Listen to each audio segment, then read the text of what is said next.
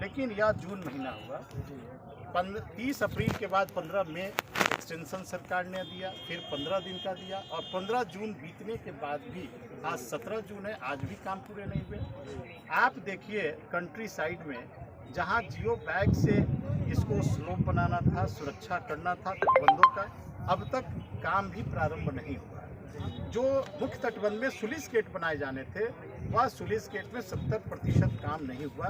यदि झड़की टूटता है तो उस सुलिस गेट के माध्यम से पूरे सारण में बाढ़ की तबाही उत्पन्न होगी और लगातार हम लोग शासन, प्रशासन और सरकार को इस बार हम ध्यान आकृष्ट कराते रहे। हम यह तीसरा बार इस बांधों पर आए, लगातार कामों की समीक्षा करते रहे।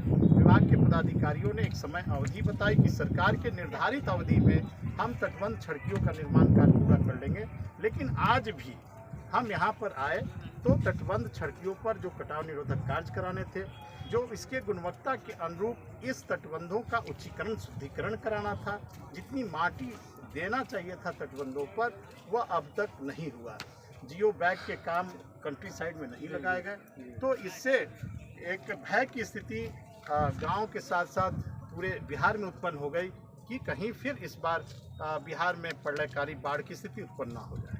सर एक चीज़ और है, यहाँ पे सुनने में आ रहा है कि किसानों को यहाँ पे सूचित किया जा रहा है, सतर्क किया जा रहा है कि खेती बाड़ी के लिए भी खेती ना किया जाए। सर इस पर आप क्या कहना चाहेंगे? नहीं, देखिए काम तटबंधों को बचाने के लिए किए गए, लेकिन काम में बहुत विलम्ब हुआ और विलम्ब से किसानों को चिंता होना स्वाभाविक है, क्योंकि खेती में लोगों की लागत लगता है, पैसा लगता है और धान की खेती किया जाना है, तो लोगों में यह भय है कि कहीं हम धान की बीज लगाएं, कहीं बाढ़ की स्थिति उत्पन्न हो, वह हमारा फसल नुकसान ना हो।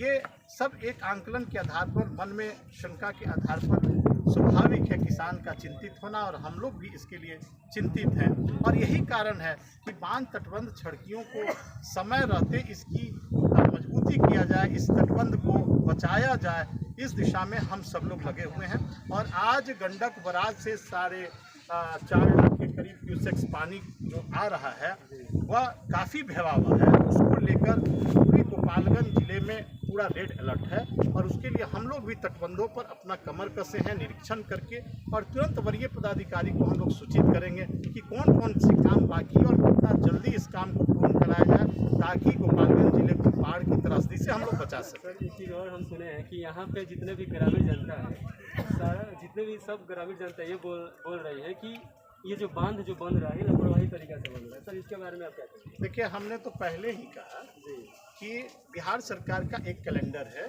उस कैलेंडर के मुताबिक जब 2020 में बाढ़ आया उस अवधि के